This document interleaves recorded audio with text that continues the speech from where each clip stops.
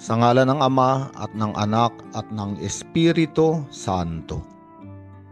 Panginoon, isugo mo ang iyong espiritu at pagpanibaguhin mo ang muka ng aming mundo. Ang ebanghelyo sa araw na ito ay mula kay San Mateo, Kabanata 10, talata 7 hanggang 13.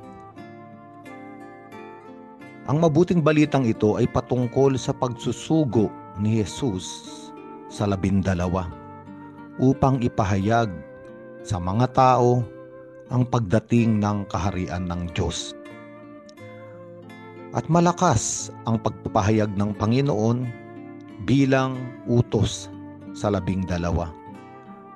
Sinabi niya, "Yamang tumanggap kayo ng walang bayad, magbigay naman kayo ng wala ring bayad."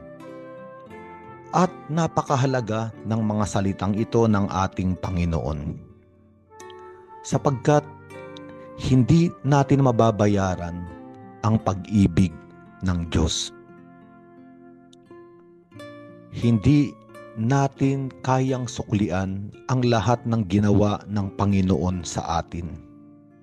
Sa araw na ito, tayo ay nagmulat ng mga mata at ating napatunayan na mayroon tayong hininga.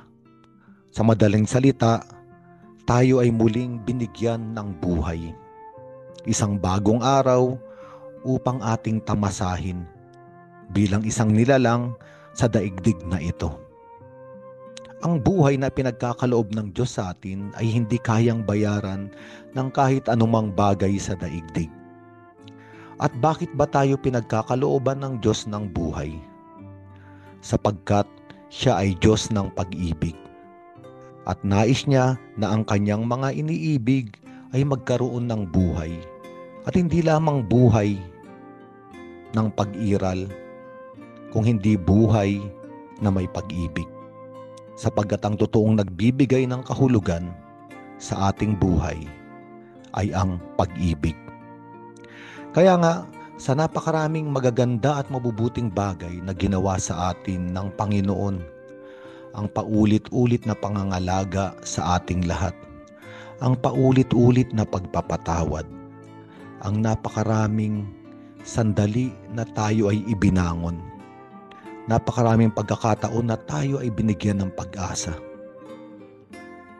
Ang lahat ng iyon ay hindi natin kayang bayaran at hindi rin naman naghihintay ng kabayaran ng Diyos, sapagkat lahat ng iyon ay ginagawa niya sapagkat ang kalikasan niya ay magbigay. Ang kalikasan niya ay magbigay dahil sa pagmamahal. Kaya nga sa araw na ito, kung mayroon tayong karanasan ng pag-ibig na ating natanggap na hindi natin kayang bayaran, katulad ng utos ni Jesus sa kanyang mga alagad, tayo rin ay isinusugo ng Panginoon na humayo at dalhin ang mabuting balita nang hindi rin naghihintay ng kabayaran. At ang mga salitang ito ay susi upang tayong lahat ay totoong mapalaya sa pagkabalisa sa daigdig na ito. Sapagkat napakaraming tao ang gumigising sa umaga upang maghanap ng kikitain, upang maghanap ng kabayaran sa anumang kanyang gagawin. At sa mas malalim na pananaw, maraming tao na naghihintay ng sukli sa kanyang gawain. Kahit pa nga tawaging pagmamahal, pag-ibig, paghahandog, pag-aalay, pagsasakripisyo, kung ang lahat ng ito ay ginagawa sa layunin na makatanggap ng kabayaran, lahat ng ito ay hindi ginagawa para sa Panginoon. Sapagkat sinabi rin sa ebanghelyong na ito, kung ating totoong nais malaman kung ano ba ang kalooban ng Panginoon, kung paano gumawa ng ayon sa kalooban ng Diyos, ito ay gumawa ng mga bagay na hindi naghihintay ng kabayaran. Sapagkat kung tayo ay gagawa ng mabubuting bagay sa kapwa, sa Diyos, para sa simbahan at para sa lipunan nang hindi naghihintay ng kabayaran. Isa lamang ang ibig sabihin nito. Tayo ay gumagawa dahil sa pag-ibig. Tayo ay nabubuhay sa pag-ibig. At ito ang plano, ang disenyo ng Diyos sa bawat isa, na maranasan natin yung kanyang kalikasan.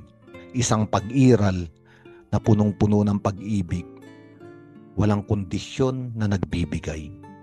Ito ang espiritu ng ating Panginoong Hesukristo, at ito sana at ito dapat ang espiritu ng mga sumusunod sa Panginoong Hesukristo. Kaya nga kung tayo ay nakaranas ng pag-ibig ng Diyos na hindi man tayo karapat-dapat, ay tinanggap natin at alam nating hindi natin kayang bayaran. Ayun din ang sinasabi ng Panginoon sa ating lahat ngayon. Humayo raw tayo at hanapin yung mga tao na naghihintay na makatikim ng ganitong lasa, ng ganitong kahulugan ng totoong pag-ibig. Sa ngalan ng Ama at ng Anak at ng Espiritu Santo.